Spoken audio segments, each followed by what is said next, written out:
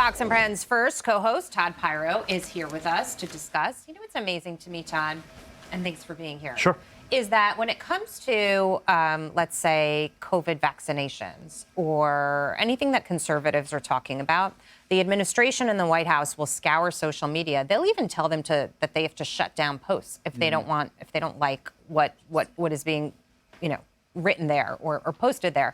And so as this is going on and you see how social media is being used by the protesters as a tool to advise and organize in many ways, no one tried to shut this down. No one tried from the government to get on stage and say, cut it out, stop it, this is crossing the line, this is hate speech, this is not free speech anymore, it's scaring people, it's violent, taking over buildings is not okay.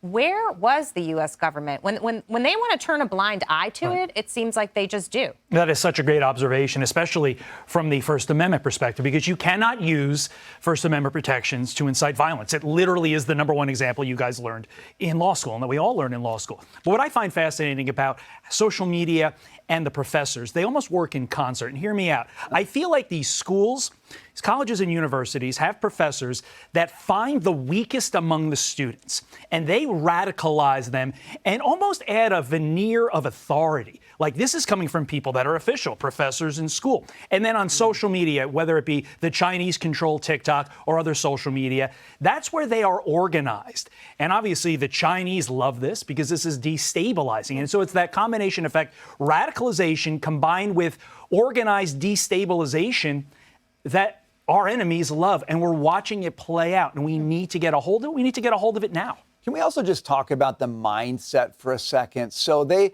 say all you need to do is get the party started. And we're a rebel alliance, Star Wars references. Right. And you saw the video yesterday of the kids with like the garbage cans cut in half, charging at the police officers.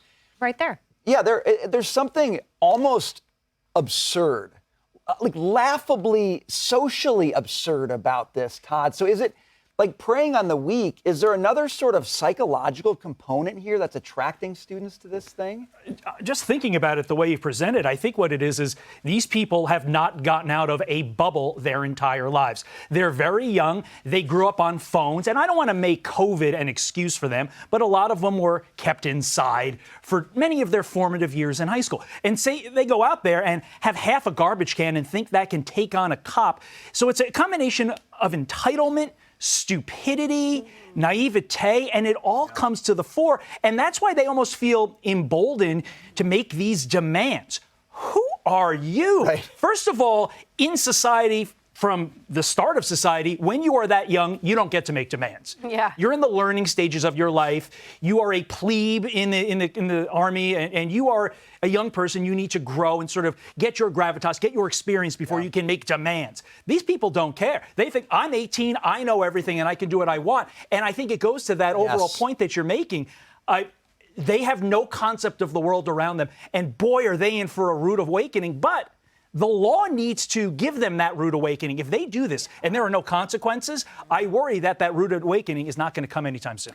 I want to switch gears with you. Sure. We love having you here in part because you're an attorney. You had a seat for a few minutes in the criminal trial of President Trump. Taylor breaks. Tell us your thoughts. To me, this looks like the prosecution is putting on a spectacular case, ...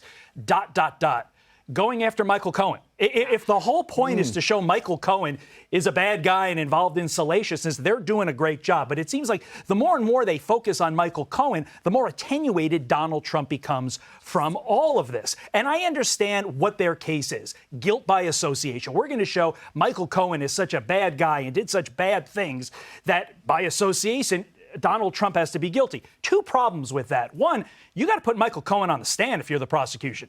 And he is your number one key witness. All the stuff that you're putting out there makes him seem like kind of a bad guy, like the Forrest Gump of badness. He's involved in everything along the way. And two, none of this matters because none of this is a crime, even the shenanigans that Michael Cohen was involved in. So it's this guilt by association, this negative narrative, but negative narratives aren't illegal. He's a convicted felon. Yes. He's lied over and over in the past. So as you put this evil character on the stand, you expect the jury to believe that he's telling them the truth somehow. It's pretty amazing stuff, Todd. Always good to see you. Thanks for having me. Have a good weekend.